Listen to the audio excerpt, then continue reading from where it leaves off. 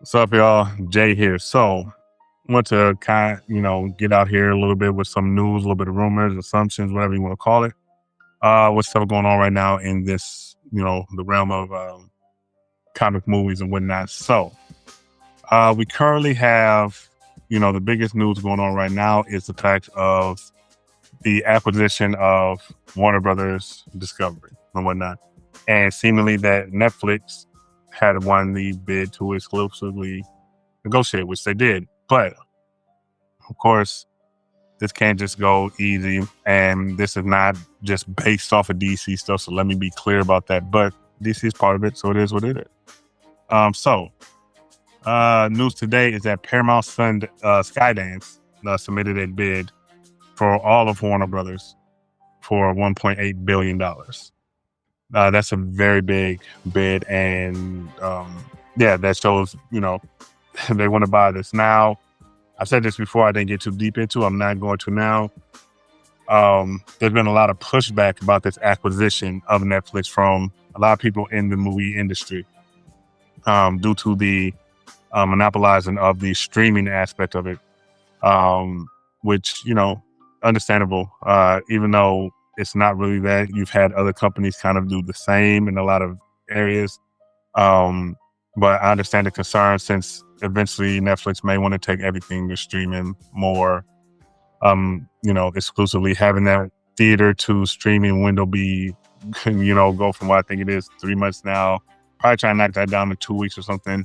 That affects a lot of people's livelihoods. And there's nothing else that I try to be fair. I try to do the same thing, even though this is the only realm that I've talked about since I've been in it, is the Snyderverse versus the whole, James Gunn thing. If Paramount Sundance acquiring Warner Brothers means that it secures people's jobs, as far as people that have to do with movie production, movie distribution, things of that nature, in that manner, then I'm for Paramount acquiring them. I'm not so shallow to feel as though having a intellectual property such as Superman or Batman or whatever should cost people their jobs. I'm not going to act like I'm the most informed, but if that were to preserve those things for those people, then I'm for this acquisition. If Netflix can provide the same thing that Paramount Sundance would for those people, then I'm with Netflix getting it, just because I do not like the political implication coming with Paramount Sundance acquiring this, to the point where I almost hope that a Comcast or a Universal comes in and supersedes those bids and takes it, as long as there's no outside interference. Because the whole thing about the Netflix getting Warner Brothers is, and this is just because of this arena that I'm speaking on now, is, the Snyderverse, whatever. As far as, that's why people want Paramount to get it. So I almost feel like both of those aspects should be nullified, and somebody could kind of really come in and be a neutral partner in this.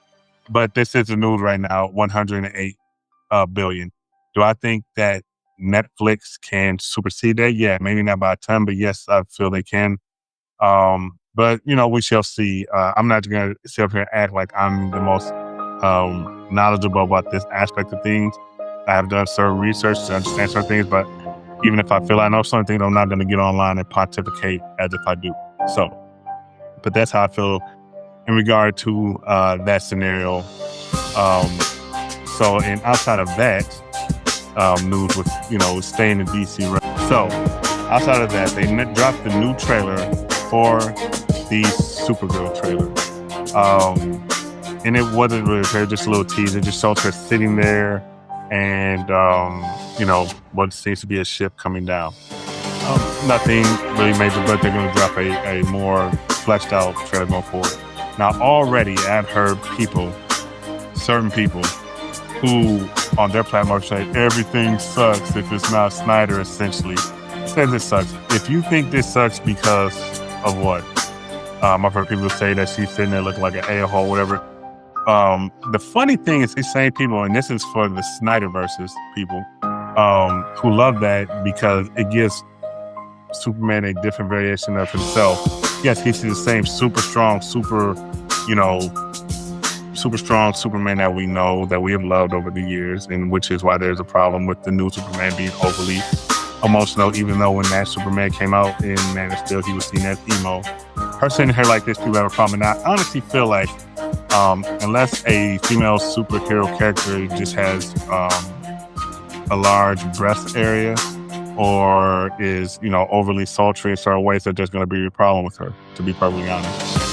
She's just sitting there with glasses on. You can't even fully see her emote or anything.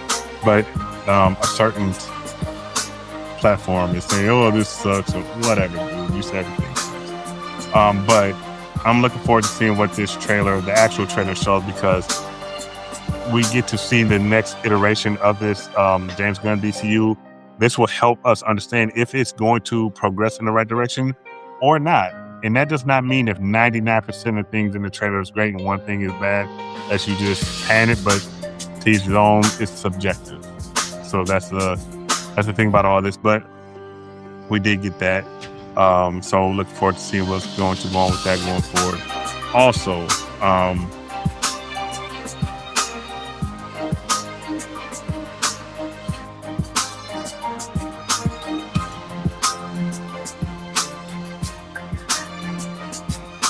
so we get to see what's going on with that going forward. Also, I've seen something. I didn't know if I wanted to talk about it because I had heard some news previously that the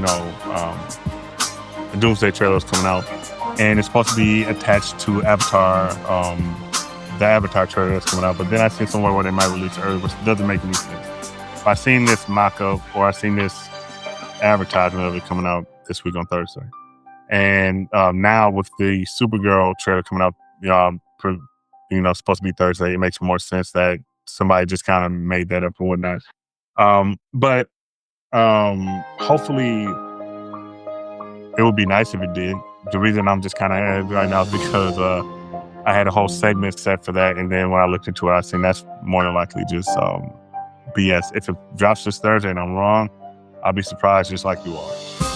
So, just keeping it in the DC universe right now, those are the two things we have. Now, I will say this. I get on here and I talk about certain things because I do like dialogue. I kind of say certain things about certain people because of the way that they, extrapolate their thoughts out. When it comes to this whole Snyderverse, DCU, ideally, we'd all love for there to be one Superman. Now, I understand while people think that, the Snyderverse, sometimes the loudest voice in the room is not always the strongest voice in the room. And that's the truth. And, while it's supposed to move, hey, do y'all thing. If you guys if you alter things, fine, whatever. There's more to it than that.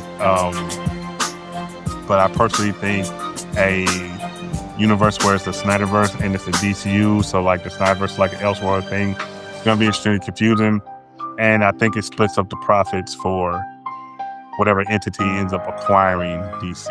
I know you would probably think that will make more money, but it's very divisive for children who are not able to really differentiate those things. As grown men and women, and just, people in general were able to do those things, but children can't. And that's who all this stuff is geared towards. So I don't know what they're going to do. If they go forward to Snyderverse, great. We'll have 3 years of the Snyderverse or one iteration of it, and then it's gone. And then what? Or if they go to DCU, then we have this, which can grow into that, but who knows, James Gunn has shown to be very competent in a lot of areas, but I do think Superman is more of a polarizing character, which he didn't have those issues when it came to Guardians of the Galaxy because they weren't a big IP. Superman is one of the biggest IPs. That's why I lean on the fact of Batman, as usual, being the character who leads the DCU. And I think that's why I push so hard for this, because though Superman is my favorite, I know everything's going to go the way of Batman. It doesn't matter who the hell it is. It's going to go the way of Batman. So he has to cast a correct Batman. He cast the correct Batman that can alter Superman, can alter the world. There you go. Superman is the leader as far as the image. Batman is the thing that pushes the brand and pushes the narrative for the most part. So we're gonna see. But that's all the news I have right now for this. I thought I had a little bit more. I want to do some casting thoughts. Here's a question. Of the Batman options, and I'm gonna post them in a poll here, who would you go with? And also, let's say Henry Cavill was not an option, right? There's no Henry Cavill. And the Snyderverse the Snyder Bros get their, just dues, and they get the DCU canceled. But guess what? The news conglomerate says we don't want Henry Cavill back either. We'll let Zack Snyder do it, but no Henry Cavill. He's too old. We need this IP to make money for the next 10 years, and Henry will be too old. What's the next step? Who is going to be your Superman then? I'm going to post a poll with a couple of options in there just to see, but that's my biggest fear with the Snyderverse. Also, you're pushing for something and you have this idea of back in 2013, 16, 17, 18, 20, whatever. It's not going to be what it is.